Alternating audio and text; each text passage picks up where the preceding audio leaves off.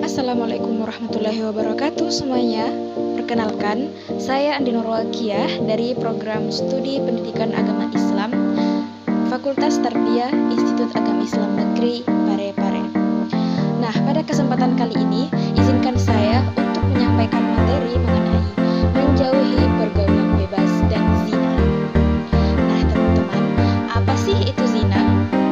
Secara bahasa, zina berasal dari kata zana yazni, yang artinya hubungan persetubuhan antara perempuan dengan laki-laki yang sudah mukallaf atau balik tanpa akad nikah yang sah.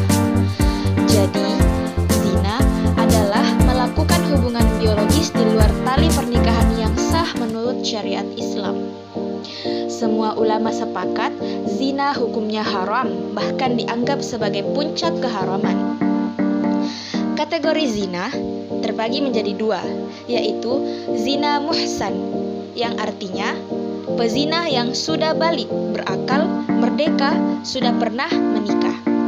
Sedangkan yang kedua yaitu zina ghairu muhsan, yang artinya pezina yang masih lajang dan belum pernah menikah.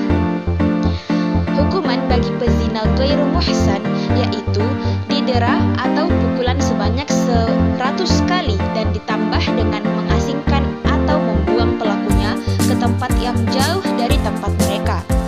Hal ini didasarkan pada firman Allah di dalam Al-Quran Surah An-Nur surah ke-24 ayat kedua serta hadis Rasulullah SAW.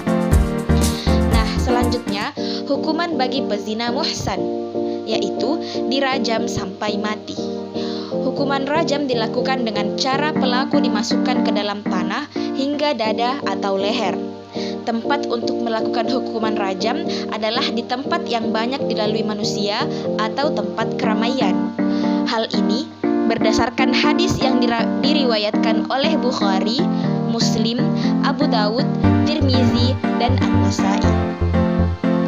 Ada hukuman bagi orang yang menuduh zina atau disebut dengan qazaf. Hukuman dapat dibatalkan bila masih ada keraguan terhadap peristiwa zina itu. Hukuman tidak dapat dijalankan setelah benar-benar diyakini tidak terjadi perzinahan. Untuk meyakinkan perihal terjadinya zina tersebut, haruslah ada 4 orang saksi laki-laki yang adil. Dengan demikian, kesaksian 4 orang wanita tidak cukup untuk dijadikan bukti, sebagaimana 4 orang kesaksian laki-laki yang fasik. Kesaksian 4 orang laki-laki yang adil ini masih memerlukan syarat, yaitu mereka harus melihat persis proses zina itu.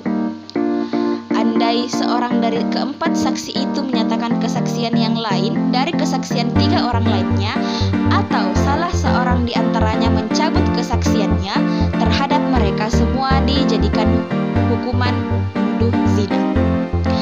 Hukuman bagi penuduh zina terhadap perempuan baik adalah dengan didera sebanyak 80 kali deraan. Saya ulangi, hukuman bagi penuduh zina terhadap perempuan baik-baik adalah dengan didera sebanyak 80 kali deraan. Hal ini didasarkan pada Quran Surah An-Nur surah ke-24 ayat 4. Nah, teman-teman, selanjutnya kita beralih ke dampak negatif zina.